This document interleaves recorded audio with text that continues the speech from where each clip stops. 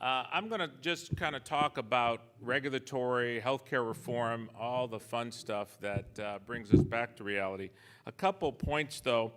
I am Italian. I've already filled out your form on my talk, so you don't need to worry about that. It's done. It was really the highlight of the whole meeting. So let's, is Steve Slade here? Okay, write that down. He left. Steve came up to me and said, well, what is ADVAMED? And I want to make sure everybody understands that ADVAMED is the world's largest medical device association. And our role, and I was the chairman for 2 years, is to create advocacy efforts on behalf of our industry to ensure all the great stuff we heard today actually happens. So there is a misnomer that we kind of, ADVAMED puts the restrictions on the Sunshine Law and all that. Actually, ADVAMED is the largest medical device to ensure that we get things through so we can get these projects and products across the goal line. We're also international. And the other point about it is that 70% of actually our members are less than $100 million in sales. So a lot of businesses that you look at, a lot of businesses you represent, we represent, and on behalf of ADVAMED, we take it forward and be able to ensure that the resources that you might not have as a smaller company, we can adequately take forward to get your products approved. So while I was putting this presentation together, actually 3 major things have changed, so much so that I've had to update the discussion. I think a couple points here that might not relate directly to ophthalmology, but what we try to accentuate when we look at ensuring we get reimbursement, ensuring we get products approved, is the actual reality of what devices do. And the annual death rates have declined 16% since 1980. Life expectancy is raised by more than 3 years, and we're going to talk about that because it's an interesting dilemma that we face there. And disability rates have dropped 25%. And in fact, a study by the University of Chicago found that improvements in life expectancy from advancements in just cardiovascular care alone added $2.6 trillion per year to our nation's wealth between 1970 and 1998. The point being here is that we bring devices that actually add income, that actually add jobs, and that's the message we all have to give to our legislators. We sometimes see that these are adding costs to what we do. It's not we're adding costs, we're actually adding results, but it falls sometimes on deaf ears as we go forward. So this is an eye chart. So you don't really need to really understand it from a perspective of being able to see, but the impact here is a double-edged sword. And the double-edged sword here is the populations grow and incomes rise, we're seeing a lower birth rate, but an aging population. It doesn't take too many of us to try to figure out the dilemma we're going to face there. Who's going to pay for all of us as we get older? And as we get older, we're going to require more health care. We're going to require more devices, which are good for our businesses. But at the end of the day, the challenge these global government agencies have is how are we going to pay for it? And that's the challenge we have to have. So I think one of the results that came out of today, and what I really appreciated with these innovators, is they showed what they can deliver in making sure productivity is improved. And I think that's one of the key messages here. The reasons for concern that we project is that American device makers here are moving overseas. Now, we've all had that triage of our products getting approved in Europe first, and then 18 months later it comes over here, back in the United States. Well, that's actually becoming more and more delayed, and we'll talk a little more about that. So we have clearly communicated that more jobs are actually moving overseas. And if you want to get a legislator up to listen to you, talk about jobs. Why? Because jobs are voters, and they want voters. So I think the key point here is we're making a mention of what's happening overseas. The other point about devices is we're moving our manufacturing overseas. Now, here's a big difference between us and pharmaceutical companies. When you move a device manufacturing operation overseas, you are there for a long time. because the cost to actually develop and start a manufacturing facility and the ability to continuously have to keep that is almost prohibitive to constantly move those across. So once we move a manufacturing facility across overseas, it is there. And that's the discussion point we have a lot with the legislators. And as you saw, I think Bill might have talked about it, and I know Dick talked about it, is the question of VC investment in medical devices is falling, and it has fallen. I think in 2004, 87% of the med device studies listed were carried out in the U.S. By 2009, only 45% were in the U.S. So the point here being is we are losing some of our advantage, and how are we going to get that back? Well, one of the big issues we have here is we have seen a slowdown in those major developed markets, both from an ability to invest in technologies and an ability to pay.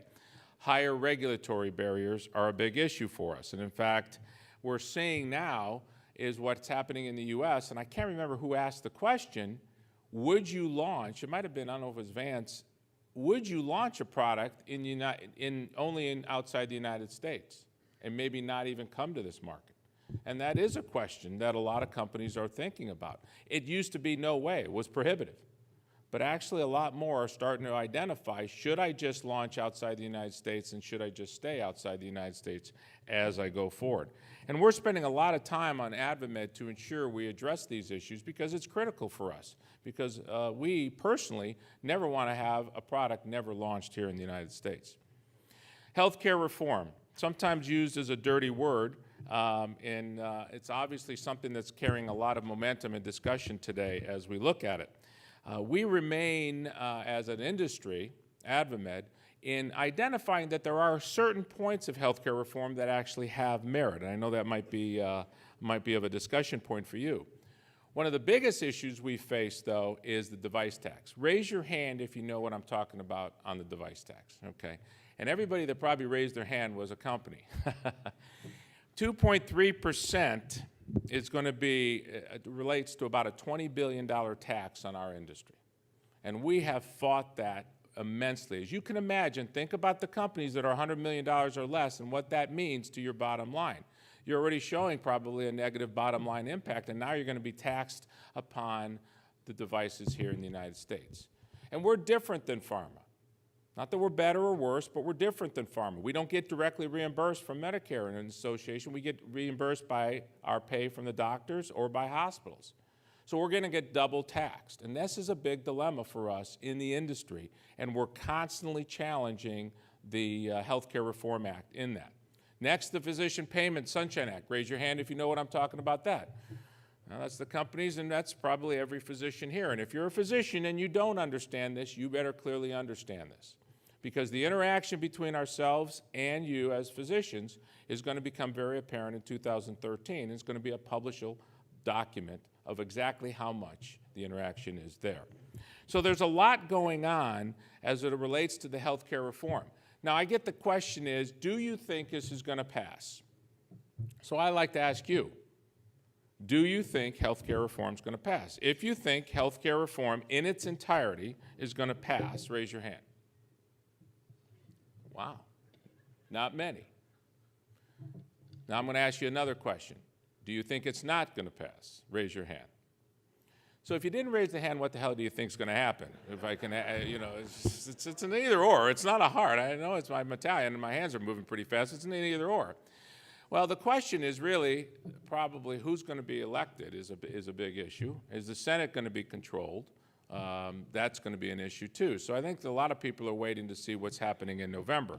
But you've probably all read that on March 26th, the Supreme Court held 3 days of arguments regarding the health care reform law.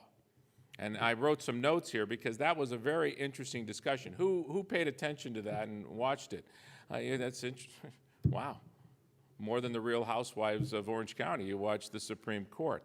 The arguments focused on 3 issues: individual mandate requiring every citizen to purchase health care coverage, federally mandated expansion and funding of state Medicaid programs, and the lack of a severability clause in the health care law as written. Really key, 3 very key points. And it was very interesting if you saw how it was all discussed, and then the last judge, the one that was appointed by President Bush, is still the one that's challenging the overall law as we speak. So it's going to be very difficult to predict the outcome. The legal issues are very complex. I think so remember, the challenge is not pro or anti-health. The challenge is the constitutionality of the law. And that's what's going to be the big discussion points as we go forward. Next is user fees. Raise your hand if you know what I'm talking about on user fees. See, I love this. I love getting interaction here. Interesting. Anybody from the FDA here? Okay. I love you. Just make sure you know that. On behalf of Abbott, we love you. The point about user fees is that we in MEDUFMA 2 had a payment for user fees, so every time a product was brought to market, we paid a fee. And then comes up MEDUFMA 3, where I was as chairman of ADVAMED. We're on the other side of the fence negotiating this. And this was a very difficult, as Andy Sapars is there, very difficult discussion, because they went from paying around $200 million, right, Andy, about $273 million, to ask of $1.2 billion. Well, that was a big gap. That was a big gap. And so through our negotiations, we were able to basically get it to a double from a user fee. Now, the big difference here, though, what I think people might not understand about what we were able to negotiate on user fees, for the first time we actually have teeth into what you're paying. And the teeth is that we're going to be able to agree that an external third-party audit review of how the FDA is doing. That's very important. The FDA agrees to a mandatory interaction with sponsors of all the applications at certain predetermined effects. So it's upon you to make sure you have that discussion. And then a quarterly report to the HHS on the number of average calendar days for the FDA review. This is the first time in the history of the FDA in interaction with the med device companies where we're actually going to have tangible goals. Now, I will say one thing that came back to us in these discussions is that they clearly said back to us, but your submissions have to be of higher quality. Now, I will honestly have to tell you that they had as many examples on that as we had of examples of their lateness. And I think it is incumbent upon us to ensure we do have the highest quality.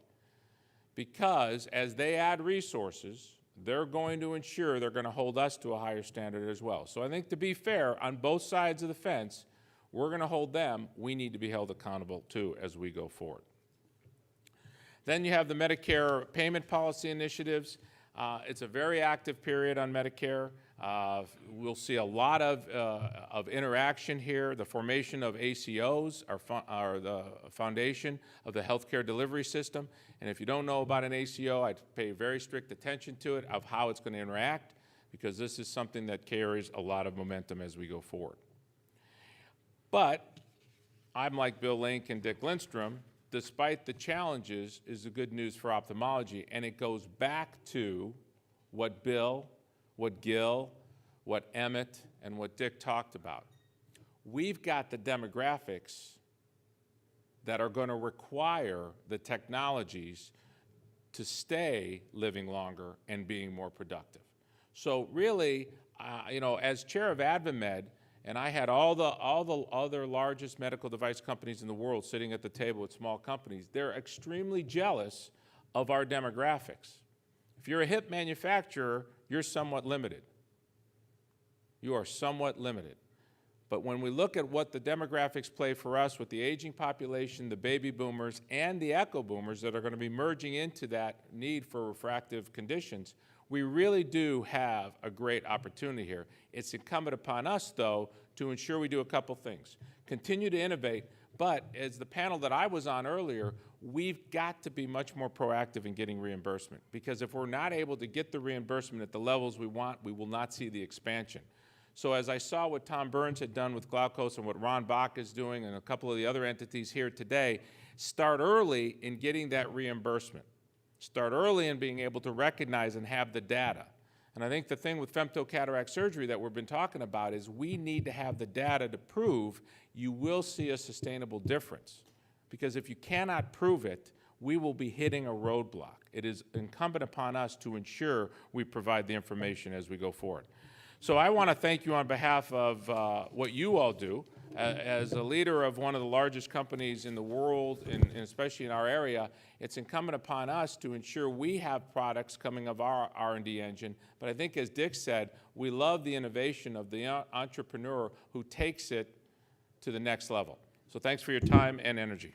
Thank you.